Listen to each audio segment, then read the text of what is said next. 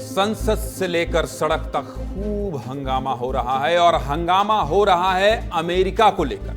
America से हथकड़ी लगाकर भारत आए प्रवासियों को लेकर हंगामा हो रहा है, खूब हंगामा हो रहा है। देश में चर्चा हो रही है, विदेश में चर्चा हो रही है, संसद में तो इसकी खूब चर्चा हो रही है। नमस्कार, मैं हूं ज्ञानेंद्र तिवारी और आप देख रहे हैं विस्तार न्यूज पर आपका अपना शो सीधे मुद्दे की बात। सीधे मुद्दे की बात में मैं क्या करता हूं, मैं हर दिन आपको देश, मध्य प्रदेश और छत्तीसगढ़ की सभी जरूरी खबरें दिखाता हूं। लेकिन हां, अगर खबर अमेरिका से आए और खबर प्रवासी भारतीयों की हो, खबर देश में संसद पर बहस की हो, तो आपको एक एक अपडेट दिखाता हूं, बताता हूं। लेकिन सबसे पहले आज देश में क्या क्या हुआ है यह बताता हूं। देश में कौन से मुद्दे की चर्चा रही, मध्य प्रदेश में क्या चल रहा है, छत्तीसगढ़ की कौन सी खबर है जो आपको देखना, जानना, समझना जरूरी है। मैं बार बार आपसे कहता हूं, मैं हर दिन आपसे कहता हूं कि रात 8 से 9 सीधे मुद्दे की बात आप ट्यून कर लीजिए और चैन से सो जाइए, ये समझते हुए, ये जानते हुए, ये मानते हुए कि आपने सभी जरूरी खबरें देख ली है, आपने सभी जरूरी खबरें जान ली है। इसीलिए आपको कहता हूं कि सीधे मुद्दे की बात देखिए। देश, मध्य प्रदेश, छत्तीसगढ़ और हां, अमेरिका अगर भारत को परेशान कर रहा है तो विदेश की भी खबरें आपको दिखाता हूं। लेकिन सबसे पहले आपको खबरों की लिस्ट बताता हूं। पहली खबर में आज बात करेंगे अमेरिका की, और अमेरिका में डोनाल्ड ट्रंप ने राष्ट्रपति बनते ही अवैध प्रवासियों पर ऐतिहासिक और सख्त कार्रवाई शुरू कर दी है। अमेरिका से हथकड़ी लगाकर भारतीय वतन वापस आए। संसद में हंगामा हो रहा है और इस मुद्दे से भारत को क्या सीख लेनी चाहिए जानना चाहते हैं, पूरा विश्लेषण देखना चाहते हैं, बने रहिएगा। अमेरिका से प्रवासी भारतीय जो भारत लौटे हैं उस पर क्यों हंगामा हो रहा है और आपको क्या जानना चाहिए, सब कुछ आपको विस्तार से दिखाऊंगा। दूसरी खबर में क्या करूंगा, दूसरी खबर में बात करेंगे, हर दिन की तरह मैंने आपसे वादा किया है माफ कीजिए, महाकुंभ की तस्वीर दिखाएंगे। महाकुंभ में मची भगदड़, हादसा नहीं साजिश थी। ऐसा मैं नहीं कह रहा हूं, जिम्मेदारी से कह रहा हूं। ऐसी बात जांच एजेंसियां मान रही हैं और साजिश थी तो जांच की जा रही है। कौन सी एजेंसी जांच कर रही है और क्या जांच कर रही है जानना चाहते हैं, जुड़े रहिएगा, विस्तार से सब कुछ बताऊंगा। तीसरी खबर में बात करेंगे सोने की। क्यों कह रहा हूं कि सोना अभी नहीं लेना है और आपके शहर में सोने का क्या भाव है बताऊंगा। चौथी खबर में बात करेंगे मध्य प्रदेश की। ये 3 टीचर बहुत गजब है। 3 जिलों में 3 टीचर ने बहुत बड़ा घोटाला किया है। बच्चों का पैसा खा गए हैं, बच्चों की थाली से 5 रुपए चुराकर लखपति बन गए हैं। कैसे टीचर हैं जानना चाहते हैं इनके बारे में, जुड़े रहिएगा, दिखाऊंगा। 5वीं खबर में बात करेंगे छत्तीसगढ़ की। छत्तीसगढ़ में रहते हैं तो आपके काम की खबर है। अगर सोचते हैं कि ट्रैफिक नियम तोड़ा और बच जाएंगे तो ऐसा नहीं होएगा भाई साहब, 5 मिनट में घर आ जाएगा चालान। छठी खबर में बात करेंगे नक्सलियों की। जो नक्सली स्कूल तोड़ते थे अब वही स्कूल बना रहे हैं। कितना बड़ा बदलाव है, नक्सलवाद पर कितना बड़ा प्रहार है और गृह मंत्री अमित शाह के वादे और उनकी गारंटी का कितना बड़ा असर है, पूरा मामला दिखाऊंगा, सब कुछ बताऊंगा। तो चलिए खबरों की शुरुआत करते हैं और पहली खबर, अमेरिका से आए प्रवासी हंगामा कर रहे हैं देशवासी। यह खबर के बारे में ऐसा क्यों लिखना पड़ रहा है? देशवासी मतलब पूरा देश नहीं है, पर देश से ही जुड़े लोग हैं जो चर्चा कर रहे हैं कि अमेरिका के एक फैसले ने इन दिनों पूरी दुनिया में हलचल मचा रखी है और दुनिया के कई देशों के साथ भारत में भी इसके चलते गहमागहमी का दौर जारी है। भारतीय संसद में भी अमेरिका गूंज रहा है। बुधवार को अमेरिका का सैन्य विमान भारत में लैंड हुआ था, जिसमें 104 भारतीयों को जबरन भारत भेजा गया है। पूरा मामला जानना चाहते हैं? पूरा मामला क्या है? राष्ट्रपति डोनाल्ड ट्रंप ऐसा क्यों कर रहे हैं, सब विस्तार से बताऊंगा और भारत को इससे क्या सीख लेना चाहिए यह भी बताऊंगा। चलिए खबर की शुरुआत कर देते हैं। देखिए, अमेरिका में राष्ट्रपति चुनाव के पहले डोनाल्ड ट्रंप ने ऐलान किया था कि अगर वो सत्ता में आए तो अमेरिका में रहने वाले अवैध प्रवासियों पर बड़ी कार्रवाई करेंगे। ट्रंप ने अपनी कई रैलियों में इस बात को दोहराया कि अवैध प्रवासियों पर ऐसी कार्रवाई करेंगे जो इतिहास में कभी नहीं। ट्रंप के बयानों और तेवर से ये समझ आ गया था कि वो अवैध प्रवासियों पर किसी तरह की नरमी नहीं बरतने वाले, ये तो पता चल गया था। इसके बाद क्या हुआ? इसके बाद अमेरिका में राष्ट्रपति चुनाव होते हैं, डोनाल्ड ट्रंप दोबारा राष्ट्रपति बनते हैं और शपथ के तुरंत बाद कुछ बड़े ऐलान करते हैं, जिसमें फिर से प्रवासियों पर कार्रवाई की बात भी दोहराई। चुनाव का बहुत बड़ा अमेरिका चुनाव, अगर आपको याद है तो अमेरिका चुनाव का बहुत बड़ा मुद्दा था। डोनाल्ड ट्रंप हर रैलियों से ये कहते थे। और अब अमेरिका के राष्ट्रपति ट्रंप ने अमेरिका में रहने वाले दुनिया भर के अप्रवासियों पर इतिहास की सबसे बड़ी कार्रवाई शुरू कर दी है। पूरी जानकारी देखना चाहते हैं? अपनी स्क्रीन को ध्यान से देखिए। ट्रंप के सत्ता संभालने से लेकर अब तक करीब 25,000 से ज्यादा अवैध प्रवासियों को हिरासत में लिया जा चुका है। अमेरिका के 12 राज्यों में लगातार छापे मारे जा रहे हैं। ज्यादातर कार्रवाई रिपब्लिकन राज्यों में की जा रही है। इसमें 1700 भारतीय भी शामिल हैं, जिन्हें डिपोर्ट करने के लिए हिरासत में लिया गया है। ट्रंप की कार्रवाई का बड़ा असर क्या है? बड़ा असर दिखाई देने लगा है। दरअसल अमेरिका में सबसे बड़ी घुसपैठ मैक्सिको बॉर्डर से होती है। इस साल की बात करें तो 1 जनवरी से 19 जनवरी तक हर दिन औसतन 2087 घुसपैठ की घटनाएं हुई। 20 जनवरी को ट्रंप शपथ लेते हैं और 20 जनवरी के बाद घुसपैठ की औसत घटनाएं सिर्फ और सिर्फ 126 रह गई। मतलब ट्रंप की सख्ती के बाद घुसपैठ में 94% की कमी आई है। आपको यह भी बता देता हूं कि अमेरिका में किस देश के कितने लोग अवैध रूप से रह रहे हैं। प्यू रिसर्च सेंटर की 2022 की रिपोर्ट के मुताबिक अमेरिका में सबसे ज्यादा अवैध प्रवासी मैक्सिको के हैं। मैक्सिको के 41 लाख प्रवासी अवैध रूप से अमेरिका में रह रहे हैं। इसके बाद दूसरे नंबर पर अल साल्वाडोर है। अल साल्वाडोर के करीब 8 लाख लोग अवैध रूप से अमेरिका में रह रहे हैं। और अवैध प्रवासियों के मामले में भारत तीसरे नंबर पर है। भारत के 7,25,000 लोग अवैध रूप से अमेरिका में रह रहे हैं। इस लिस्ट में चौथे नंबर पर ग्वाटेमाला है, जिसके करीब 7 लाख अवैध प्रवासी अमेरिका में रहते हैं। और 5वें नंबर पर है होंडुरास, जिसके करीब 5.5 लाख अवैध प्रवासी अमेरिका में रहते हैं। ये आंकड़ा मैं आपको इसलिए बता रहा था क्योंकि आप जान जाएं कि अमेरिका कितना सख्त है और क्यों इस तरह की कार्रवाई हो रही है। वैसे ऐसा पहली बार नहीं है जब अमेरिका इस तरह की कार्रवाई कर रहा हो, लेकिन इस बार कार्रवाई का तरीका इतना सख्त है कि पूरी दुनिया में ये चर्चा का विषय बना हुआ है। और भारत में भी सबसे ज्यादा हंगामा इसी बात को लेकर हो रहा है कि भारतीय प्रवासियों को वापस भेजने का अमेरिकी तरीका गलत है। ये तस्वीर USBP यानी कि अमेरिका की बॉर्डर पुलिस ने जारी की है। वीडियो उस वक्त का है जब प्रवासी भारतीयों को डिपोर्ट करने से पहले अमेरिकी सेना के जहाज में बैठाया जा रहा था। तस्वीरों में देखा जा सकता है कि सभी प्रवासियों के हाथों में हथकड़ी और पैरों में बेड़ी लगी हुई है। भारत आए प्रवासियों ने बताया कि 40 घंटे के सफर में हथकड़ी और बेड़ी लगाकर ही रखा गया है। अब अमेरिका के भारतीय प्रवासियों के साथ किए गए इस व्यवहार पर राजधानी दिल्ली में जबरदस्त हंगामा हो रहा है। आज दिन भर संसद से लेकर सड़क तक हंगामा हुआ। विपक्ष ने लोकसभा में खूब नारेबाजी की तो वहीं राहुल गांधी और अखिलेश यादव सहित विपक्ष के कई सांसदों ने संसद परिसर में प्रदर्शन किया। इस दौरान क्या हुआ? इस दौरान कई सांसद अपने हाथों को जंजीर से बांधे हुए नजर आए। सभी का मुद्दा यही था कि हिंदुस्तान का यह अपमान नहीं सहा जाएगा। विपक्ष इस पूरे मामले पर सरकार का पक्ष जानना चाहता था। संसद के बाहर हंगामा कर रहे विपक्षी सांसदों का क्या कहना है, सुनना चाहते हैं? जानना चाहते हैं कि आखिर सांसद किस बात को लेकर विरोध जता रहे थे? सुनिए।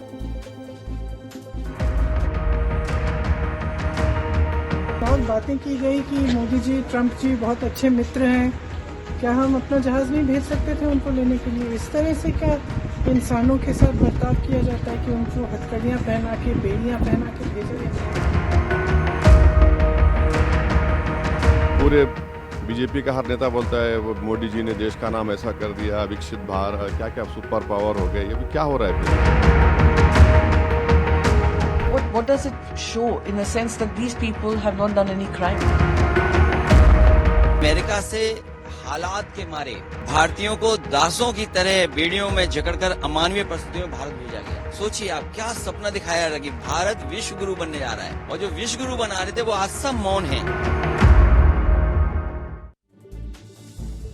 विपक्ष के इस प्रदर्शन के बाद विदेश मंत्री एस जयशंकर ने दोपहर 2 बजे पूरे मामले पर राज्यसभा में भारत सरकार का पक्ष रखा। विदेश मंत्री ने इसे सामान्य प्रक्रिया बताया और कहा कि प्रवासियों के साथ कोई दुर्व्यवहार नहीं किया गया है।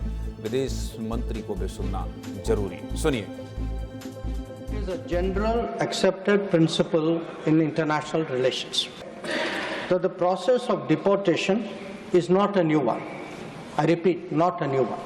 I would like to share with the House details of deportation from the United States since 2009. We have been informed by ICE that women and children are not restricted. We are, of course, engaging the US government to ensure that the returning deportees are not mistreated in any manner during the flight. On the basis of information provided by returning deportees about the agents and others involved, law enforcement agencies will take necessary preventive and exemplary actions.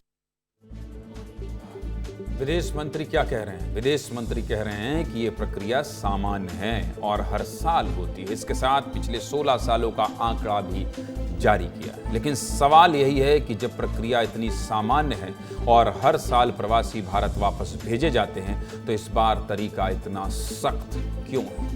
विदेश मंत्री के जवाब के बाद विपक्ष ने भी कुछ सवाल सरकार से पूछे। विपक्ष के सांसदों का इस मुद्दे पर क्या कहना था, ये भी आप सुन लीजिए, फिर आगे विस्तार से विश्लेषण करेंगे। पहले सुनिए कि विपक्ष के सांसदों ने सरकार से क्या सवाल पूछे। सुनिए। सपने जमी पर, हाथ में हथकड़ी, पांव में जंजीर, स्वाभिमान जो है वो धूमिल होता हुआ। क्या सरकार जानती है कि 5 फरवरी को 104 भारतीयों को हाथ में हथकड़ी और पांव में जंजीरें लगाकर, जहां 19 महिलाएं भी शामिल थी, 40 घंटे की यात्रा जिसमें एक टॉयलेट, इस अमानवीय तरीके से उनको जबरन भारत भेजा गया और सरकार चुप्पी साधे रही। भारत की धरती पर जब उतर गए तो आप भी उनको सम्मान देने के लिए तैयार नहीं। हरियाणा के कैदी वैन में हमारे नागरिकों को ले जाया गया, कैदी वैन में सर, अपनी धरती पे। छोड़ दीजिए, क्या अमेरिका ने जो किया उसके साथ तो आप खड़े ही हैं, उसको तो आप बखान कर रहे हैं। हमारी धरती पे उनके साथ कैदी वैन में उनको लाया गया। जो लोग डिपोर्ट हुए हैं अभी या पहले भी, क्या उनकी वहां कोई संपत्ति है? और अगर संपत्ति है तो उसको लाने की क्या व्यवस्था की गई? क्योंकि मेरी जानकारी में है संपत्ति लोगों के पास। विपक्ष के सांसदों के सवाल के बाद विदेश मंत्री एस जयशंकर एक बार फिर जवाब देने के लिए खड़े हुए और विपक्ष के सभी सवालों का विस्तार से जवाब दिया, जिसमें 2 सबसे मुख्य सवाल जिसका जवाब पूरा देश जानना चाहता था, वो आपको मैं बता देता हूं। अपने टीवी स्क्रीन को ध्यान से देखिए। पहला सवाल क्या था? पहला सवाल कि भारतीय नागरिकों को हथकड़ी क्यों लगाई गई। इस पर विदेश मंत्री एस जयशंकर का कहना था कि अवैध प्रवासियों को हथकड़ी लगाना अमेरिकी सरकार की नीति है। समझ गया? दूसरा सवाल क्या है? दूसरा सवाल यह है कि भारतीय नागरिकों के साथ आतंकवादियों जैसा बर्ताव क्यों किया गया।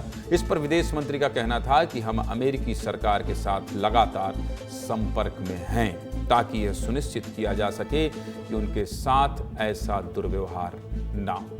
ये तो बात थी भारत सरकार के जवाब की, लेकिन अमेरिका के भारतीयों के साथ किए गए इस व्यवहार पर सवाल इसलिए भी उठ रहे हैं क्योंकि अगर 104 भारतीयों को सामान्य फ्लाइट से भारत भेजा जाता तो करीब 1 करोड़ रुपए का खर्च आता, लेकिन अमेरिकी राष्ट्रपति के सेना के विमान से प्रवासियों को भेजने के फैसले से करीब 6 करोड़ का खर्च आया है। तो सवाल यही है कि आखिर ट्रंप 6 गुना ज्यादा खर्च करके और सेना के विमान से प्रवासियों को भेजकर क्या साबित करना चाहते हैं?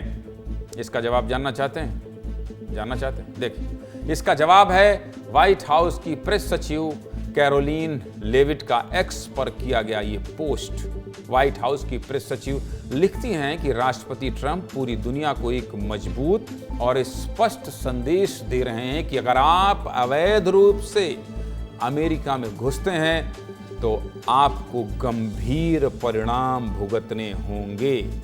मतलब साफ है कि ट्रंप प्रवासियों के खिलाफ की जा रही इस कार्रवाई से पूरी दुनिया को ये संदेश देना चाहते हैं कि वो अवैध प्रवासियों को लेकर कितने सख्त हैं और वो अब अवैध प्रवासियों को बिल्कुल बर्दाश्त नहीं करेंगे।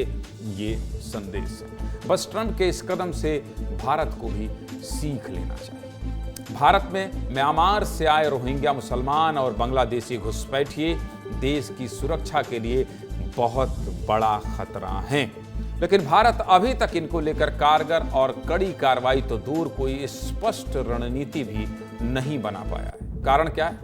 कारण भारत के राजनीतिक हालात भी हैं। रोहिंग्या मुसलमानों और बांग्लादेशी घुसपैठियों पर भारत की सभी राजनीतिक पार्टियां एक राय नहीं है और मामला सुप्रीम कोर्ट तक जा चुका है, लेकिन अब तक कोई समाधान नहीं निकला है। अगर सरकार ये मानती है कि ये घुसपैठिए भारत की सुरक्षा में खतरा है, तो उन पर अमेरिका की तरह सख्त कदम उठाना चाहिए। लेकिन भारत में अलग अलग राजनीतिक पार्टियां अपने फायदों के लिए कभी रोहिंग्याओं पर कोई ठोस कार्रवाई नहीं करने देती हैं। अब सवाल इस बात का भी है कि 12 फरवरी को पीएम मोदी का अमेरिका दौरा प्रस्तावित है और 13 फरवरी को प्रधानमंत्री मोदी और राष्ट्रपति ट्रंप की मुलाकात होनी है।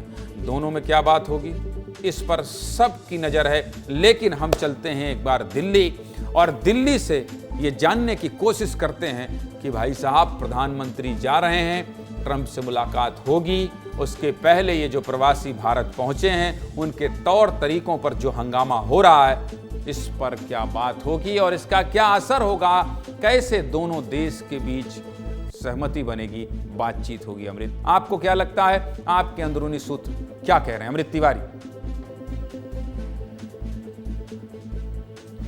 ज्ञानेंद्र जी, देखिए, जो ये पूरा परिप्रेक्ष्य चल रहा है उसके दो एंगल हैं। एक तो अमेरिका की इंटरनल पॉलिटिक्स है और दूसरा जो है दूसरे देशों के साथ जो है एक ट्रेड के जरिए डिप्लोमेटिक रिलेशन है। मैं इसको थोड़ा और बारीक से समझा देता हूं। जिस तरह से आप अब रिपोर्ट में ही बता रहे थे कि डोनाल्ड ट्रंप जिस हैसियत के साथ सत्ता में आए उसमें एक प्रमुख केंद्र था इमिग्रेशन को लेकर के। जो इलीगल तरीके से नागरिक अमेरिका में दाखिल होते हैं उसके खिलाफ उन्होंने कड़ी मुहिम चलाई थी और ये कहा था कि इस तरह के लोग जो है उनको एलियन नाम दिया कि हमारे जॉब खा रहे हैं, हमारे लोगों की सुरक्षा को खत्म कर रहे हैं। इस लिहाज से वो इसको प्रचारित कर रहे हैं कि देखिए मैं अब आगे हूं, बड़ी ताकत से अब चीजों को फौरी तौर पे सही कर रहा हूं। यानी कि वो एक पहली प्राइमा फेसी है कि अपना विश्वास हासिल कर रहे हैं।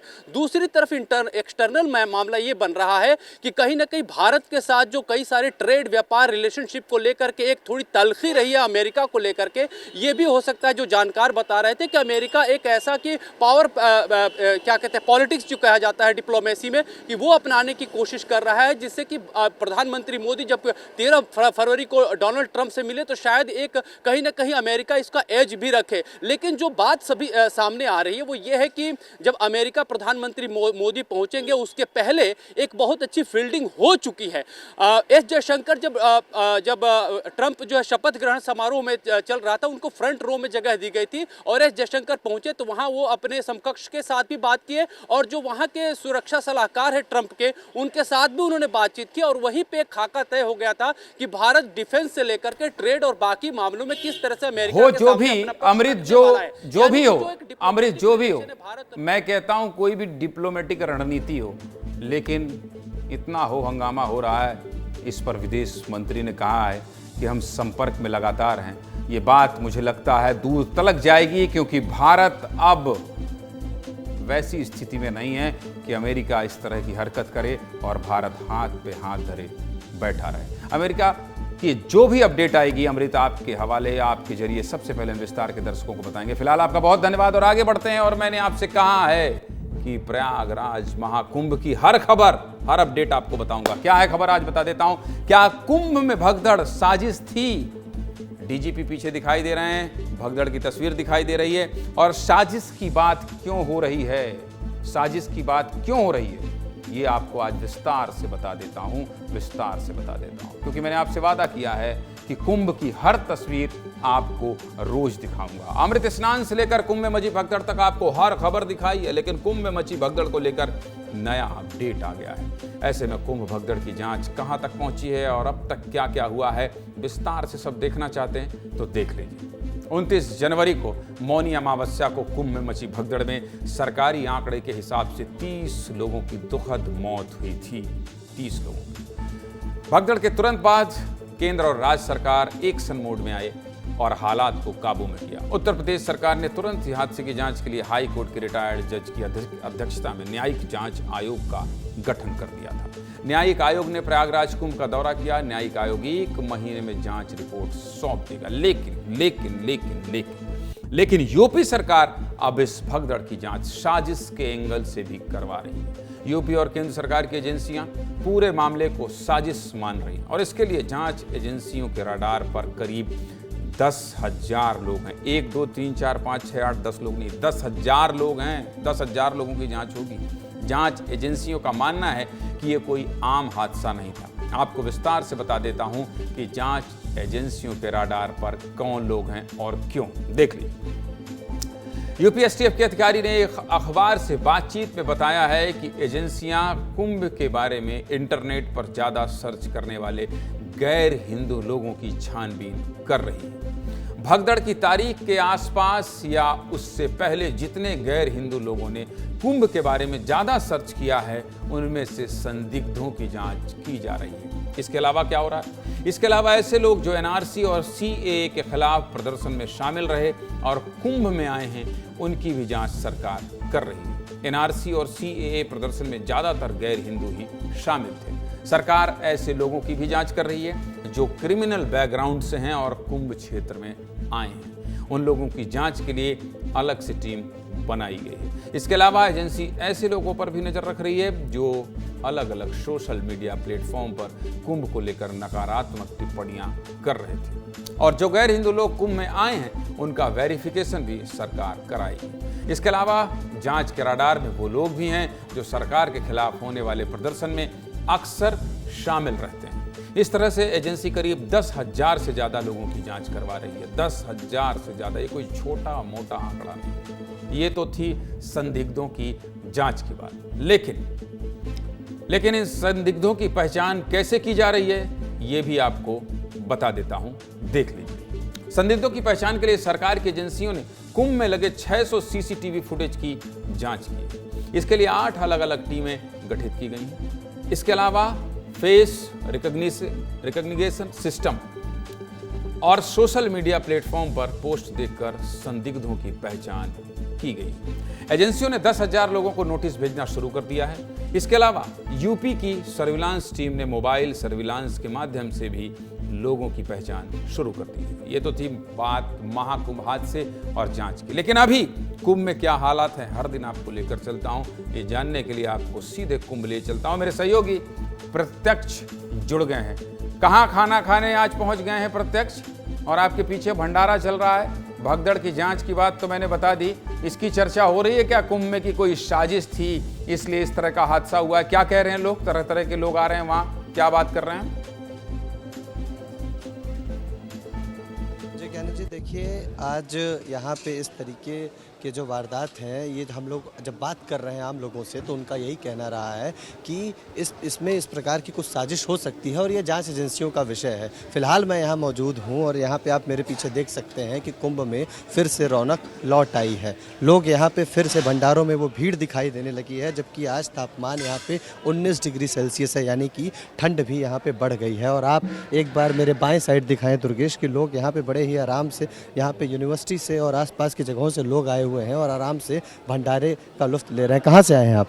जी, हम अम्बेडकर नगर से हैं, यहाँ पे रहते हैं सलौरी में, गोविंद। कैसा है माहौल यहाँ कुंभ? बहुत अच्छा है। महाकुंभ का माहौल बहुत ही अच्छा है। जान लीजिए कि 144 साल बाद हम रहेंगे या नहीं रहेंगे तो पता ही नहीं है, रहेंगे ही नहीं, कोई देखने को पाएगा ही नहीं जो हम लोग देख रहे हैं। सपने में सब देखेंगे, बस सोच पाएंगे इसके बारे में। देखिए बगल में, आप कहाँ से आए? मैं प्रतापगढ़ से हूँ, यहाँ पे स्टूडेंट हूँ, यहीं पढ़ाई करता हूँ। कैसा है माहौल? मस्त, चकाचक। देखिए स्टूडेंट्स हैं और ये यहाँ पे आए हुए हैं। आप कहाँ से आए? हम जौनपुर से आए हैं, यहाँ रहते हैं। दरअसल ये तस्वीर आपको जो प्रत्यक्ष दिखा रहे हैं, ये रावतपुरा सरकार के जो वहाँ पर टेंट लगे हैं वहाँ की है। और देखिए कितनी बड़ी संख्या में लोग आ रहे हैं, आराम से भोजन कर रहे हैं, कितने अनुशासित तरीके से, कितने व्यवस्थित तरीके से भोजन कर रहे हैं। ये आप दिखा दीजिए पूरी तस्वीर, देख लीजिए आप। खैर, कुंभ की तस्वीर मैं दिखाता हूँ, हर दिन दिखाता हूँ, आज भी आपको दिखा दिया। अब आगे बढ़ते हैं और आगे कौन सी खबर है ये बता देता हूँ। आगे कौन सी खबर है? सोना अभी नहीं लेना, लेना भी है नहीं लेना ये बाद में तय करेंगे, लेकिन अभी नहीं लेना। जब ये खबर लिखी जा रही थी तो मेरे सहयोगी अमर कह रहे थे कि सर आगे तो और महंगा हो जाएगा, जब हो जाएगा तो हो जाएगा। इस चक्कर में कि आगे महंगा हो जाएगा, अभी थोड़ी पैसा फंसा देना है। शादियों का सीजन शुरू होने वाला है, ज्वेलरी की डिमांड बढ़ गई है। लोग सोना चांदी खरीदना चाहते हैं और खरीद भी रहे हैं। ऐसे में सोने का भाव 7वें आसमान पर है भाई साहब, 7वें आसमान पर। अगर आपको 10 ग्राम 24 कैरेट वाला खरा सोना खरीदना है तो करीब 85,000 रुपये लेकर जाइएगा, क्योंकि सोना बहुत महंगा हो गया है, जिससे सोना खरीदने के लिए लोगों को 2 बार सोचना पड़ रहा है। क्या है पूरा मामला, चलिए अब सब कुछ आपको विस्तार से बता देता हूँ। साल 2025 के शुरुआत में ही 10 ग्राम सोने का भाव करीब 25,000 रुपये हो गया है। India Boolean and jewellers association के मुताबिक आज सोने की कीमत 84,672 रुपये प्रति 10 ग्राम के आंकड़ों को पार कर गई। पिछले 1 साल में सोने की कीमत में करीब 30% की बढ़त देखी गई, जिसके चलते सोना खरीदने वालों को ज्यादा पैसा खर्चा करना पड़ रहा है। भारतीय इतिहास में पहली बार सोना इतना महंगा हुआ है जिसे अब तक का ऑल टाइम हाई रेट बताया जा रहा है। ऐसे में शादियों के लिए ज्वेलरी खरीदने वालों के लिए बड़ा झटका माना जा रहा है, क्योंकि एक तरफ सोने की महंगाई और फिर अलग से मेकिंग चार्ज और टैक्स, जिसके चलते सराफा बाजार की रौनक फिलहाल कम हो गई है।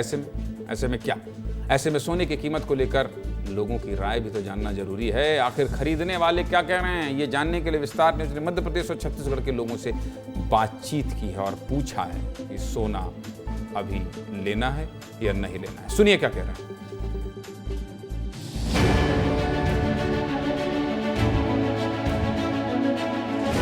गोल्ड के रेट्स तो अभी बढ़ रहे हैं और ये ग्रोथ ऐसी नहीं है कि गिर जाएंगे। ये सोने के रेट अभी बढ़ेंगे, अभी कम होने की कोई आशंका नहीं। खरीदेंगे तो सही, लेकिन कम खरीदेंगे। आने वाले 1.5 से 2 साल में सोना 1 लाख रुपए तोला हो जाएगा। ट्रम्प का भी एक इसमें फैक्टर चल रहा है और शेयर मार्केट का भी इससे कुछ संबंध है।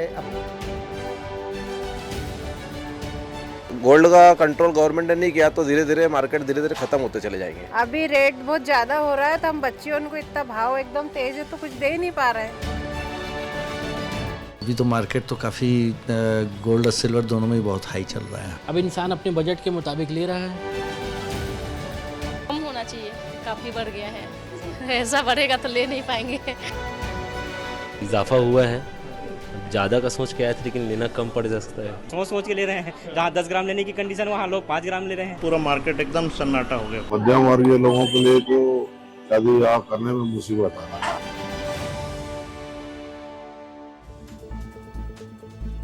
सोने का भाव बढ़ने का सिलसिला लगातार जारी है और इतना ही नहीं, जल्द ही सोने की कीमत 90,000 के पार भी पहुंच सकती है। सोना अभी नहीं लेना है, अगर 90,000 पहुंच रहा है तो अभी ले लेना है, जिससे लोगों के जेब पर बड़ा असर पड़ने वाला है। भारत में समय समय पर सोने के भाव किस तरह बढ़े हैं और इसके पीछे की वजह क्या है, आपको विस्तार से समझा देता हूँ। देखिए, अगर भारत में सोने के औसत भाव की बात करें तो आज़ादी के पहले साल 1925 में 10 ग्राम सोने का भाव 18 रुपये 75 पैसे था। 18 रुपये, अरे गजब है भाई। 18 रुपये का सोना अभी हो जाए तो कितना सोना हम सब खरीद लें, सोचिए आप। जबकि आज़ादी के बाद साल 1950 में सोने का भाव 99 रुपये 18 पैसे था। वहीं साल 1975 में सोने का भाव 540 रुपये हो गया। 21वीं सदी की शुरुआत में ही सोने के भाव में उछाल आ गया और साल 2000 में सोने के भाव 44,000 रुपये तक पहुंच गया। फिर साल 2020 तक सोने के भाव में थोड़ी स्थिरता रही और साल 2020 में सोने का भाव 48,651 रुपये रहा। लेकिन पिछले 4 सालों में सोने के भाव में तेजी से उछाल आया है और साल 2024 तक सोने का भाव करीब 78,000 हो गया है और अब साल 2025 के शुरुआत में ही सोने का भाव करीब 85,000 हो गया है, जो अब तक का सबसे ज्यादा भाव है। अब आपको सोने के भाव बढ़ने के पीछे की वजह क्या है, ये भी समझा देता हूं। दरअसल सोने की कीमत बढ़ने के पीछे कई वजह सामने आई है। जौहरी और थोक व्यापारियों के साथ केंद्रीय बैंकों की बढ़ती खरीदारी से सोने का भाव बढ़ा है। इसके साथ ही भारतीय रुपए में गिरावट भी प्रमुख वजह मानी जा रही है, जिससे सोने का भाव बढ़ गया। इन सब के बीच मजबूत ग्लोबल ट्रेंड भी सोने की कीमत बढ़ा रहा है। अमेरिका में डोनाल्ड ट्रंप की सरकार बनने के बाद ट्रेड वॉर की शुरुआत हो गई है। एक तरफ ट्रंप ने टैरिफ लगाने का ऐलान किया है, दूसरी ओर अमेरिका ने हाल ही में ब्याज दरों में कटौती की है, जिसका असर सोने की कीमत पर पड़ रहा है। इस पूरे मामले पर एक्सपर्ट क्या कह रहे हैं, सुनिए जरा। कनाडा के ऊपर ड्यूटीज़ इम्पोज की, मेक्सिको पे ड्यूटीज़ इम्पोज की जी, तो मार्केट में अनसर्टेनिटी बनती जाती है जी। और जब भी मार्केट में अनसर्टेनिटी किसी भी तरीके से बनती है तो उस वक्त में जो है सेफ एसेट्स की तरफ व्यक्ति मुड़ता है ना। डॉलर रुपया कमज़ोर होता है तो उसका इम्पैक्ट उसके ऊपर दूसरी तरफ से आ जाता है ना। तो ये दोनों इम्पैक्ट को देखते हुए गोल्ड और सिल्वर जो हैं तेजी के रूप में बने हुए हैं और अभी भी बने हुए रहने की संभावना। राष्ट्रीय स्तर पर जो घटा बढ़ी हो रही है ये उसका ही असर है। पूरा अंतर्राष्ट्रीय बाजार अस्थिर हो गया है और अभी जो टैरिफ वार चल रहा है अमेरिका का, वो बहुत बड़ा सपोर्ट कर रहा है सोने और चांदी को बढ़त के लिए। शेयर बाजार लगातार गिर रहा है और अमेरिकी राष्ट्रपति डोनाल्ड ट्रंप की जो नीतियां हैं, जो प्रतिबंध लगा रहे हैं, इससे सबने सुरक्षित निवेश के हिसाब से सोने में निवेश करना उचित समझा है। शेयर मार्केट भी गिर रहा है, बाकी सभी मार्केट जब डाउन हो रहे हैं तो सोना हाई पे जाता है। सोने के भाव ने पिछले सारे रिकॉर्ड तोड़ दिए हैं। हर किसी को सोना खरीदना पसंद होता है। यह खबर लोगों के इंटरेस्ट से जुड़ी हुई थी, आपसे जुड़ी हुई थी, क्योंकि आपके घर में अगर शादी है, आपके घर में किसी बच्चे का कार्यक्रम है, आपके घर में कोई आयोजन है और आपके घर में कोई मान्यता है, तो आप सोना जरूर खरीदते हैं। थोड़ा ही सही, खरीदते जरूर हैं। इसलिए खबर विस्तार से बता दिया, इसका पूरा विश्लेषण कर दिया। अब चलिए आगे बढ़ते हैं और आगे बात करते हैं छत्तीसगढ़ की। मध्य प्रदेश की इतनी रोचक खबर है जिसे लास्ट में दिखाऊंगा, अंतिम में दिखाऊंगा। ऐसी खबर है जिसे हर स्कूल के टीचर और हर स्कूल के स्टूडेंट और आम नागरिक को देखना चाहिए। लेकिन अभी कहाँ की बात करूंगा? छत्तीसगढ़ की बात करूंगा। गाड़ी चलाते हैं, मदहोश होकर चलाते हैं, रेस लगाते हैं, पार्टी करके तेज चलाते हैं, नियम तोड़ते हैं। अगर आपको सिग्नल लगा है कि रुकना है, जंप करते हैं। ये सब करते तो होंगे, यारी दोस्ती में ये सब चलता है। और जब आपको नई नई बाइक मिल जाए तो आप ये जरूर करते हैं। मत करिएगा। क्यों? क्योंकि ट्रैफिक नियम तोड़ेंगे तो 5 मिनट में चालान कहाँ आ जाएगा? आपके घर में चल कर आ जाएगा। खबर रायपुर से है और आपसे जुड़ी हुई है, क्योंकि जब खासकर आप जल्दी में होते हैं या युवा ट्रैफिक को दरकिनार करके बाइक चलाते हैं, कार चलाते हैं, नहीं चलाना है। क्यों नहीं चलाना है? क्योंकि रायपुर में ट्रैफिक चालान की प्रक्रिया तेज हो गई है। जो लोग ट्रैफिक नियम तोड़ते हैं, सड़क सुरक्षा को लेकर लापरवाही करते हैं और फिर चालान नहीं भरते हैं, यह खबर उनके लिए बहुत जरूरी है।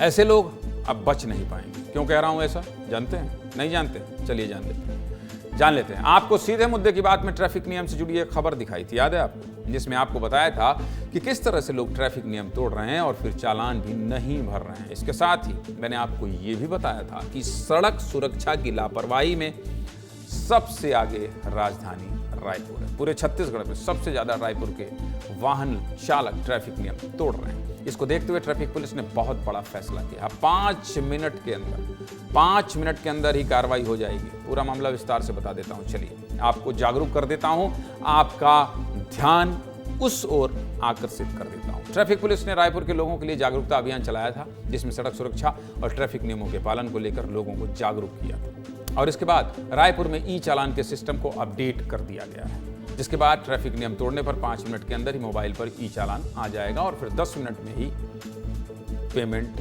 लिंक भी एक्टिव हो जाएगी, जिससे ट्रैफिक नियम तोड़ने वाले 10 मिनट में चालान का भुगतान कर सकेंगे। आगे बताऊंगा, लेकिन पहले मेरे सहयोगी रोहित मिश्रा कुछ आपको बता रहे हैं जो आपके काम की खबर है, जो आपको देखना चाहिए, सावधान होना चाहिए। अब नियम तोड़ेंगे तो जेब ढीली होगी। देखिए रोहित मिश्रा की रिपोर्ट और सब कुछ समझ जाइए।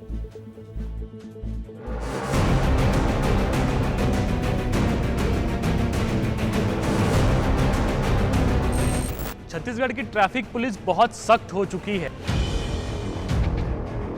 फ़ोटो पहले अपलोड करते हैं सर। फ़ोटो अपलोड करने के बाद में मैनुअल का जो साइट है, साइट में व्हीकल नंबर डालते हैं। चालान ये हो रहा है और देखिए तमाम डिटेल, पहले फ़ोटो ली गई, फ़ोटो को इसमें पेस्ट किया गया, उसके बाद में नंबर डिटेलिंग की जा रही है। अब चालान एड्रेस को जो है वो फिल किया जा रहा है और चालान एड्रेस फिल करने के बाद में इसे सीधे सेंड कर दिया जाएगा। अलग अलग जगहों से फ़ोटोज़ जो है वो ट्रैफिक के कर्मचारी जो ड्यूटी में तैनात रहते हैं वो पहुंचाते हैं। चालान जनरेट हो गया, NIC के पास चला गया। व्हीकल नंबर में जो है मोबाइल नंबर रजिस्ट्रेशन रहता है, तो उनके पास मैसेज पहुंच जाएगा कि आपका चालान बनाएगा। देखिए ITMS कैमरों के माध्यम से भी चालान त्वरित रूप से भेजे जा रहे हैं। रॉन्ग साइड में गए हैं तो इनका वायलेशन को मैडम वैलिडेट करेंगी यहाँ पर, और उसके बाद इसको अप्रूव करेंगे तो ये NIC के पोर्टल में जाएगा। NIC के पोर्टल से फिर फर्दर उसको फिर से सारी चीज़ें देखने के बाद अप्रूवल करके तब वो उसका चालान जनरेट जाएगा। साल 2024 में रायपुर में 1 लाख से ज़्यादा लोगों ने ट्रैफिक नियम तोड़ा था और कई लोग तो ऐसे हैं जो बार बार लापरवाही करते हैं। जिसके बाद रायपुर एसएसपी ने ITMS सिस्टम का निरीक्षण करके ट्रैफिक नियम तोड़ने वालों पर जल्द एक्शन लेने का निर्देश दिए थे और फिर ये नया सिस्टम अपडेट किया गया। अब ये नई प्रक्रिया पहले की तुलना में कितना असरदार है और किस तरह इसमें बदलाव हुआ है, ये भी आपको विस्तार से बता देता हूँ। देख लीजिए। छत्तीसगढ़ में 2 तरह से चालान होता है, पहला मैनुअल और दूसरा ई चालान। बदलाव से पहले मैनुअल चालान की हार्ड कॉपी 8 से 15 दिन के बाद RC एड्रेस पर पहुंचती थी। इसके साथ ही मैसेज आने में भी इतने ही दिनों का समय लग जाता था, जिससे कभी कभी विवाद की स्थिति भी बन जाती थी और समय पर चालान जमा नहीं होता था। जिसके बाद ITMS सिस्टम को अपडेट करके ये बदलाव किया गया, जिससे ट्रैफिक नियम तोड़ने पर 5 मिनट में ई चालान पहुंचेगा और 10 मिनट में चालान पटाया भी जा सके। फिलहाल मैनुअल चालान के जरिए एक दिन में 100 से ज़्यादा लोगों का चालान काटने के निर्देश है। कुछ समय बाद इसकी संख्या बढ़ाई जाएगी और फिर हर दिन 1000 से ज़्यादा लोगों का ई चालान काटा जा सकेगा। फिलहाल तत्काल ई चालान का सिस्टम राजधानी रायपुर में लागू किया गया है और मात्र 3 दिन में 310 से ज़्यादा लोगों का चालान किया गया है। इस मामले को लेकर पुलिस के अधिकारी और आम जनता क्या कह रहे हैं, सुनिए। नियम तो अच्छा है, नियम का पालन भी होगा और व्यक्ति विशेष से आदमी लड़ झगड़ सकता है। फिजिकली बातचीत करेगा तो आदमी कुछ बोल सकता है, लेकिन कैमरे से क्या लड़ेगा। वाला चालान का नियम तो ठीक नहीं है। वैसे जैसे नेता हमको सहूलियत दे रहे हैं, साल भर 2 साल में सड़कें बनती है, वैसे हम भी पैसे पटाएंगे साल 2 साल। नियम तो अच्छा निकाले हैं भैया, लेकिन पालन होता है कि नहीं इस पे डिपेंड करता है। ये चालान सिस्टम ही बेकार है भैया, चालान कटे ही मत ना। एक तो आदमी 2 पैसे कमाने के लिए रिक्शा खरीदा है नहीं। अभी पर डे लगभग 70 से 75 इस तरह के चालान जनरेट हो रहे हैं, 5 मिनट के भीतर वाले इंस्टेंट चालान, और इसको अभी बढ़ाकर कुछ दिन में 100 किया जाएगा। एक सज्जन थे, ई रिक्शा चला रहे थे, उन्होंने कहा ट्रैफिक सिस्टम है बेकार है, पैसा देना पड़ता है, अब तो तुरंत देना पड़ेगा। ट्रैफिक पुलिस ने अच्छा काम किया है। इस बदलाव से चालान प्रक्रिया में तेजी आई है, जिसके चलते ट्रैफिक नियम तोड़ने वालों पर कड़ी कार्रवाई होगी और चालान भी सही समय पर पहुंच जाएगा। सीधे मुद्दे की बात क्या है? सीधे मुद्दे की बात यह है कि ट्रैफिक नियमों का पालन करिए, जिससे आपके साथ कोई दुर्घटना ना घटे। आगे बढ़ते हैं, अगली खबर क्या है ये बता देता हूं। अब चलिए अगली खबर क्या है। नक्सलियों के खिलाफ देश में बड़ी और निर्णायक लड़ाई चल रही है। हो क्या रहा है? बस्तर में क्या हो रहा है? जो नक्सली स्कूल तोड़ते थे वही अब स्कूल बना रहे हैं, ये हो रहा है। ये कितनी बड़ी बात है? ये कितनी बड़ी बात है कि जो नक्सली स्कूल तोड़ते थे वही अब स्कूल बना रहे हैं। और ये कैसे संभव हो पाया है? ये संभव हो पाया है गृह मंत्री अमित शाह के नक्सलवाद के खात्मे की गारंटी के बाद। यकीन मानिए, मैंने नक्सलवाद को बहुत करीब से देखा है। मैंने 15 सालों तक नक्सलवाद को कवर किया है। मैं ईमानदारी से कह रहा हूं, मैंने टूटे हुए स्कूलों को देखा है और उन स्कूलों को डर से देखते हुए नौनिहालों की आंखों में डर को महसूस किया है। मैंने ये देखा है कि किस तरह से नक्सली देश के भविष्य को स्कूली शिक्षा से दूर कर रहे थे। उस इलाके का बंदा, उस इलाके में रहने वाले लोग, उस इलाके के रहने वाले बच्चे पढ़ नहीं पाएंगे तो बढ़ेंगे कैसे? लेकिन तस्वीर बदल रही है और तस्वीर बदल ही नहीं रही है, बल्कि बस्तर ये चीख चीख कर कह रहा है कि मैं नक्सल मुक्त होने वाला हूं। ये बदलाव छत्तीसगढ़ के लोगों के लिए सुकून देने वाला है।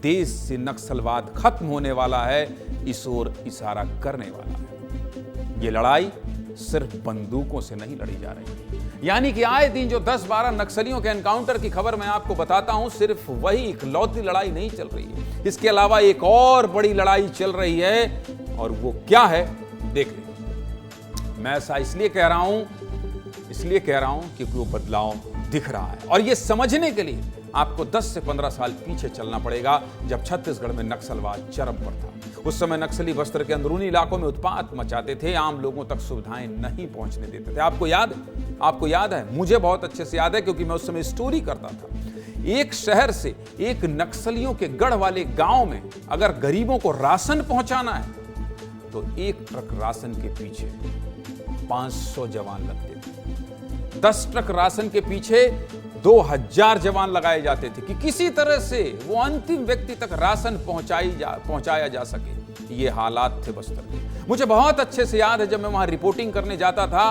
तो एक मां अपने छोटे से बच्चे की बीमारी पर कहती थी, हंसते हुए कहती थी, क्या करें साहब, इलाज नहीं मिल पाएगा। मैंने कहा इससे तो घटना घट सकती है, क्या करें, मर जाएगा। कोई मां अपने बेटे के लिए ऐसा कह सकती है, लेकिन बस्तर के अंदरूनी इलाकों में एक मां बेबस होकर ऐसा कहती थी। वो कहती थी कि हां, मेरा बच्चा इलाज के अभाव में दम तोड़ देगा। किसी मां के अंदर के साहस, उसकी पीड़ा को समझिए। और इसलिए मैं जब नक्सलियों की खबर आपको बताता हूं तो वो तस्वीर मेरे जहन में दिखाई देने लगती है। उन पलों को मैं महसूस करता हूं कि आखिर कितनी बड़ी लड़ाई लड़ी जा रही है नक्सलवाद के खिलाफ। और ये बदलाव चीख चीख कर बताने का मन इसलिए करता है क्योंकि मैं खुद 24-24 घंटे उन जंगलों में खाक छानते घूमा। मैं उस वजह को तलाशने घूमा हूं कि आखिर ये नक्सलवाद क्यों है। अपने ही तो लोग हैं, चाहे इधर हो चाहे उधर, क्यों मारे जा रहे हैं। हजारों सैकड़ों की संख्या में क्यों मारे जा रहे हैं। सड़क, सरकारी भवन और स्कूलों को नक्सली क्यों तोड़ रहे हैं, जिससे लोगों को बहुत परेशानी होती थी। सिर्फ बस्तर की ही बात करें तो आज से करीब 10 साल पहले नक्सलियों ने बीजापुर, सुकमा, दंतेवाड़ा जैसे जिलों में 200 से ज्यादा, आंकड़ा देखिए, 200 से ज्यादा स्कूलों को तोड़ दिया था। नक्सली अपने आधार इलाकों में लाल आतंकी क्लास चलाते थे। हाँ, क्लास चलाते थे। जैसे स्कूल चलता है ना, वैसे ही क्लास चलता। वहां से छोटे छोटे बच्चे जाते थे, नक्सलवाद की शिक्षा लेते थे, कैसे उन्हें बंदूक थामना, इसकी ट्रेनिंग देते थे। लेकिन जवानों के ताबड़तोड़ कार्रवाई से बस्तर की तस्वीर बदल रही है। इन इलाकों में दोबारा शिक्षा पहुंचाकर नक्सलवाद के खिलाफ सबसे बड़ी निर्णायक लड़ाई लड़ी जा रही है। तस्वीरें देख लीजिए, आपको यकीन हो जाएगा। सुकमा और दंतेवाड़ा जिले से दो तस्वीरें आई हैं, सुकून दे रही हैं। ये दोनों तस्वीरें इन इलाकों में हो रहे बदलाव को बयां कर रही हैं। पहली तस्वीर सुकमा जिले की है, जहां सबसे खूंखार नक्सली कमांडर हिडमा के गांव में जवानों ने पहली बार गुरुकुल खोल दिया। हिडमा कौन है? हिडमा इस देश का सबसे खूंखार नक्सली है, जिसके खत्म होते ही नक्सलवाद खात्मे की ओर चला जाएगा। हिडमा कौन है? जिसको 7 से 8 लेयर तक की सुरक्षा नक्सली देते हैं। हिडमा कौन है? जिसने जंगलों के अंदर नक्सलियों को ट्रेंड करने का स्कूल खोल रखा है। लेकिन उसी हिडमा के गांव में जवानों ने गुरुकुल खोल दिया है, जिसमें बच्चे पढ़ाई लिखाई करेंगे और देश का नाम रोशन करेंगे। वहीं दूसरी तस्वीर दंतेवाड़ा जिले से आई है। जो नक्सली कभी हाथों में बंदूक लेकर स्कूलों को तबाह कर दिया करते थे, वही नक्सली अब यहाँ स्कूल भवन तैयार कर रहे हैं। ये दोनों तस्वीरें नक्सलियों की विचारधारा पर कड़ा प्रहार कर रही हैं। चलिए दोनों तस्वीरों के बारे में विस्तार से बता देता हूं। शुरुआत करते हैं सुकमा जिले से, जहां सीआरपीएफ के जवानों ने पहली बार नक्सलियों के सबसे मजबूत गढ़ में शिक्षा का गुरुकुल खोल दिया। नक्सलवाद की राजधानी कहे जाने वाले और खूंखार नक्सली कमांडर हिडमा के गांव पुगर्ती में यह गुरुकुल खोला गया है। इसके साथ ही साल 2021 में जिस टेकलगुड़ा गांव में हमारे 22 जवान शहीद हुए, वहां भी सीआरपीएफ ने पहली बार शिक्षा का गुरुकुल स्थापित किया है, ताकि नक्सली आतंक के चलते जो बच्चे पिछले 3 दशकों से शिक्षा से वंचित थे, वो वापस शिक्षा से जुड़ पाएं। ये गुरुकुल पुलिस और सीआरपीएफ 150 बटालियन के जवानों ने मिलकर खोला। और सबसे खास बात क्या है? सबसे खास बात यही है कि सीआरपीएफ के जवानों को जब भी समय मिलता है, वो इन स्कूलों में जाकर बच्चों को पढ़ाते हैं। जवान का काम क्या है? वो बच्चों को पढ़ा रहे हैं। क्यों? ताकि बच्चे पढ़ें, आगे बढ़ें। आगे सब कुछ बताऊंगा, लेकिन पहले मेरे सहयोगी शहनवाज खान की ये साहसिक रिपोर्ट देख लीजिए। विस्तार से विश्लेषण खबर का बाद में करेंगे, पहले रिपोर्ट देखिए।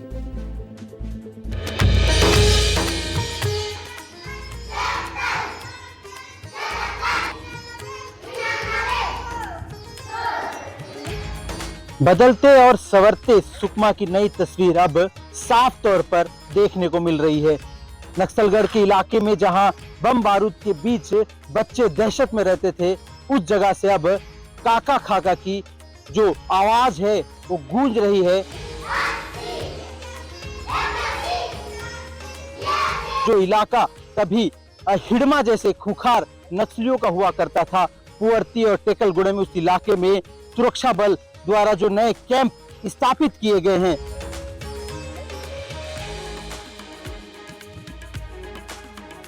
आसपास के जो बच्चे हैं, लगभग 40 से 50 बच्चे, उनको अच्छी शिक्षा इसमें मिल रही है। उस गाँव वाले धीरे धीरे शासन से जुड़ रहे हैं, सुरक्षा बलों से जुड़ रहे हैं।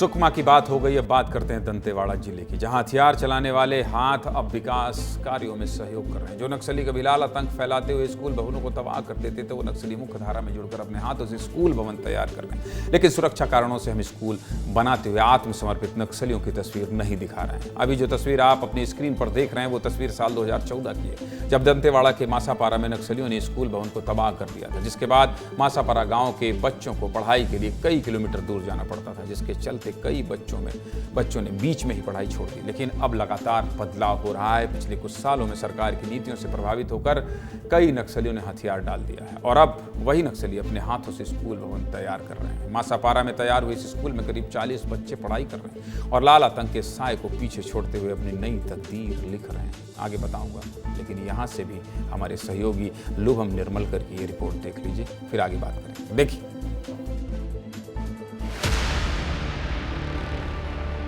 2014 में नक्सलियों ने आईडी ब्लास्ट कर इस स्कूल को उड़ा दिया था। लोन मराठू के तहत नक्सलियों ने आत्मसमर्पण किया, उसके बाद यह स्कूल का निर्माण किया। अब गांव के बच्चे जो आत्मसमर्पित नक्सलियों के बच्चे हैं, वो इस स्कूल में पढ़ते हैं। कहीं नहीं जाते थे। नहीं। स्कूल में बोर्ड लगा है, पूर्व नक्सलियों द्वारा ध्वस्त स्कूल था, ऐसा नक्सलियों ने तोड़ दिया था। इसके बाद आत्मसमर्पण करने के बाद नक्सलियों ने इसे बनाया है। सीधे मुद्दे की बात क्या है? सीधे मुद्दे की बात यही है कि डबल इंजन की सरकार के प्रयासों से बस्तर में नक्सलवाद कमजोर हुआ है। आम लोग भी नक्सलियों की विचारधारा से तंग आकर विकास के साथ हैं और जल्द ही बस्तर से नक्सलवाद का सफाया हो जाएगा। ये खबर भी मैं ही आपको बताऊंगा। चलिए आगे बढ़ते हैं। और मैंने आपसे कहा था कि एक मध्य प्रदेश की ऐसी खबर आपको दिखाऊंगा जो मध्य प्रदेश, छत्तीसगढ़ के अलावा देश भी दिखेगा। कौन सी खबर है वो देखिए।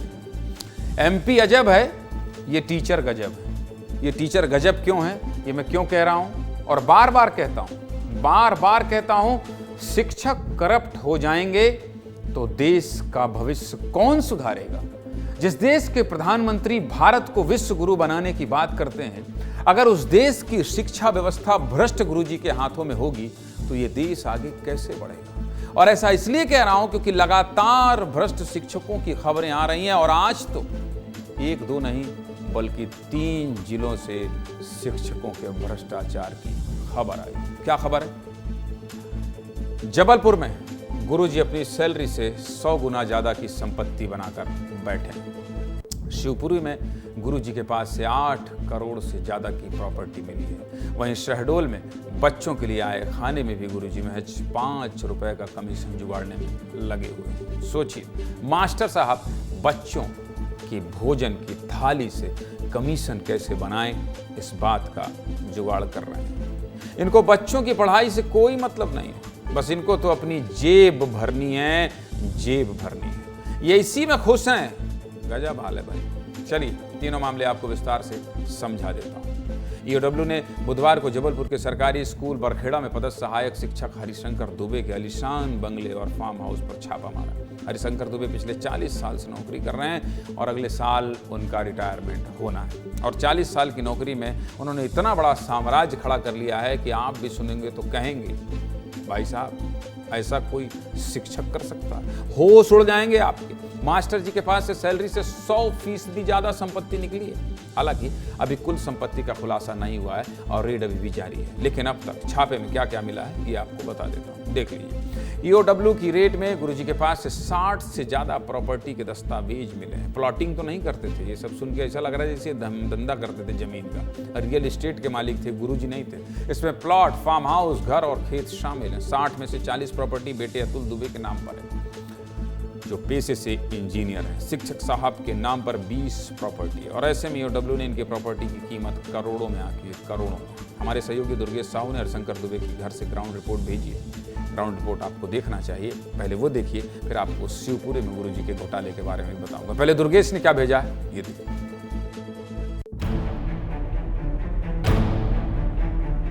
इस वक्त मैं जिस मकान के सामने मौजूद हूँ ये वही हरिशंकर दुबे नाम के शिक्षक हैं जो एक सरकारी स्कूलों में शिक्षक के पद पर पदस्थ हैं। 1987 के करीब उनकी नौकरी लगी थी और उसके बाद से वो लगातार जबलपुर जिले के अलग अलग सरकारी स्कूलों में पदस्थ रहे। जो लोकायुक्त की जांच अब तक हुई है उस जांच में 2 लग्जरी कारें, एक ये बंगला जो आप देख रहे हैं इस समय। जब लोकायुक्त की टीम ने छापामार कार्रवाई की तो कई किलो जो है सोना चांदी बरामद हुए हैं। ऐसा अनुमान लगाया जा रहा है कि हरिशंकर दुबे ने अपनी सरकारी नौकरी के दौरान 100% से ज़्यादा अकूट संपत्ति जो है जुटा ली है। आय से अधिक संपत्ति का मामला जो है लोकायुक्त की टीम ने दर्ज कर लिया और इस मामले में आगे जांच पड़ताल जारी है।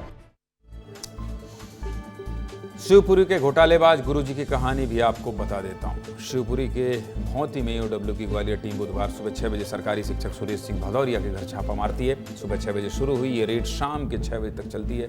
डीएसपी दामोदर गुप्ता के नेतृत्व में टीम में 22 से ज्यादा अधिकारी और कर्मचारी शामिल थे। इस रेड के बाद खुलासा होता है कि भदौरिया को सेवा काल में 38 लाख रुपए का वेतन मिला। 38 लाख रुपए में कितना कमा लिया आपको पता है? उनकी संपत्ति 8 करोड़ 36 लाख रुपए की। मतलब ये 8 करोड़ कहां से आए, जांच कीजिए, पता कीजिए। मतलब शिवपुरी के गुरुजी की संपत्ति उनकी आय से कई गुना ज्यादा निकली। उनकी संपत्ति में क्या मिला, कितनी गाड़ी मिली, कितनी प्रॉपर्टी मिली, चलिए ये भी आपको बता देता हूं। ईओडब्ल्यू की रेड में 5 करोड़ की 52 प्लॉट रजिस्ट्री, 2 करोड़ 70 लाख की 21 दुकानें और घर, 24 लाख 70 हजार की सोने चांदी की ज्वेलरी, 4 लाख 71 हजार रुपए कैश, 12 पासबुक, 4 ट्रॉली, 5 थ्रेसर और 3 कल्टीवेटर और स्कॉर्पियो ट्रक, ट्रैक्टर, अरे भाई और क्या क्या मिला है यार, समेत कुल 7 करोड़ 98 लाख 28 हजार रुपए की संपत्ति मिली। ये तो बात थी शिवपुरी और जबलपुर की। अब घोटालेबाज गुरुजी के कारनामों में तीसरे शिक्षक के बारे में भी जान लीजिए। शहडोल में गांव के स्तर पर बच्चों के लिए ओलंपियाड परीक्षा का आयोजन कराया गया। 2 लेवल पर यह परीक्षा होनी थी। पहला था जिला लेवल और दूसरा था राज्य लेवल। शहडोल के करकटी केंद्र में इस परीक्षा का आयोजन किया गया। परीक्षा में बैठे छात्रों के भोजन के लिए राज्य शासन ने प्रति छात्र 30 रुपए की राशि भेजी और इस 30 रुपए में से इस केंद्र के प्रिंसिपल राजेश मिश्रा 5 रुपए भोजन नहीं खा गए, कमीशन खा गए। कमीशन कमाने में खेल में लग गए। बच्चों के भोजन का जिम्मा ज्योति स्व सहायता समूह को सौंपा गया था और समूह की इन महिलाओं ने कलेक्टर से लिखित शिकायत की है कि हाई स्कूल करकटी के प्रिंसिपल राजेश मिश्रा ने 5 रुपए प्रति थाली के हिसाब से बीआरसी महन मिश्रा को कमीशन लेने के लिए कहा था। यह आरोप है और इसका ऑडियो भी वायरल हो रहा है। पहले आप ऑडियो सुन लीजिए जिसमें प्रिंसिपल के कहने पर block resource coordinator Mahendra Mishra 5 रुपए के कमीशन की बात कर रहे हैं। सुनिए। वो भोजन वाला पैसा चला गया है, ओलंपियाड वाला? जी भोजन वाला चला गया सर, तो उसमें आपको हाँ कमीशन देना सर आपको। वो 5 रुपए प्रति व्यक्ति के हिसाब से बोले थे राजेश मिश्रा सर। हाँ तो देना सर आपको। क्या बोले हैं राजेश मिश्रा को? राजेश मिश्रा बोले सर कि वो बीआरसी में महेंद्र सर मिलेंगे मिश्रा सर, तो उन्हीं को दे दीजिएगा 5 रुपए प्रति व्यक्ति के हिसाब से अपना काउंट करके। अरे हो गया अपना, उसमें कुछ नहीं है पर दे दीजिएगा। उसमें है क्या कि उन्हीं को देना है हमको? जी है ना, राजेश मिश्रा सर को। हाँ तो आइएगा कल, फिर बात होगी, है ना? जी सर ठीक है सर, मैं आऊंगा सर। जी जी थैंक यू सर। सुना आपने इस ऑडियो क्लिप में साफ साफ राजू कुशवाहा केंद्र के प्रिंसिपल राजेश मिश्रा को पैसे देने की बात कर रहा है। राजू कुशवाहा स्व सहायता समूह की संचालक जय कुशवाहा के पति हैं और राजू कुशवाहा स्व सहायता समूह के कामों में पत्नी जय की मदद करते हैं, इसी तरह की मदद करते होंगे। इस क्लिप में साफ साफ प्रति थाली 5 रुपए कमीशन देने की बात सुनाई दे रही है। अब इस मामले में राजू कुशवाहा और जिला शिक्षा केंद्र समन्वयक अमरनाथ, उनका भी पक्ष आया है। अब सोचिए जब गुरुजी ही इस स्तर पर चले जाएंगे तो क्या होगा। आज सुन लेते हैं, इनका पक्ष भी सुन लेते हैं, फिर खत्म करते हैं, टाइम तो हो गया। सुनाइए भाई। ओलंपियाड पेपर में इन्होंने 5 रुपए प्रति छात्र के हिसाब से करीब 500 छात्रों का पैसे का डिमांड किया कमीशन के उसमें, और यहाँ से नहीं सर बीआरसी तक इन्होंने मांग की है, और एक समूह से नहीं सर कई सारे समूह यहाँ से मांग किया गया है। जांच तो आज मेरे संज्ञान में मतलब जांच करा लेंगे इसकी हम। मुझे और मेरी टीम को इजाजत दीजिए और बने रहिए विस्तार न्यूज़ के साथ। नमस्कार।